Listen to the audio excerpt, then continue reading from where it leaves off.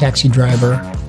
Well, who the hell else are you talking to? Talking to me? It really goes back to Brian De Palma. As independent cinema in Hollywood started saying, hey, maybe these indie films these kids could work in the industry. And so we were all out in L.A., and he introduced me to Paul Schrader. Schrader wrote Taxi Driver. Travis comes from his vision, but more psyche.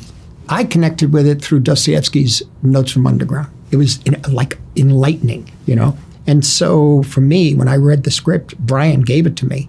He said, you know, I don't want to do it. I can't do it, but maybe you should do it. But I didn't have enough cachet, as they say, at that time to make the picture. But then they saw the rough cut of Mean Streets, and they changed their mind, especially when they saw De Niro in it. And so they said, for the two of you, we could probably get this film made. Why won't you talk to me? Why don't you answer my calls when I call? You think I don't know you're here? We kept thinking in terms of the character and his loneliness and his acting out. Not condoning the acting out, but he does act out. And yet an empathy with him, which is really tricky. We wanted to make it so badly nobody would make it that we were thinking of going to different cities to make it, San Francisco, Los Angeles, but the taxi driving wasn't the same. And we said, no, it has to be Manhattan. Ultimately, what stayed with us was the psychological and emotional state of that character.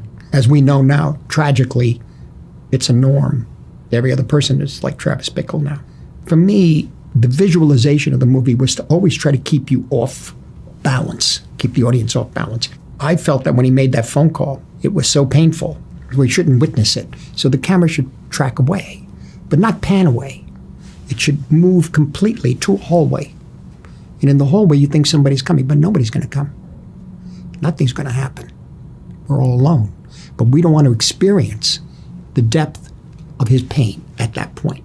And at the same time, there's a sense of anxiety on the viewer. What's going to happen in the hallway?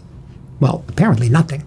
That was the first shot I came up by. So that's the style. There's another thing, too, where the taxi pulls up at the beginning of the film into the taxi garage. Taxi is coming in. We're panning with it as it comes in. And normally it goes this way and the camera would pan with it and it stops. Well, as it came in, I went the other way.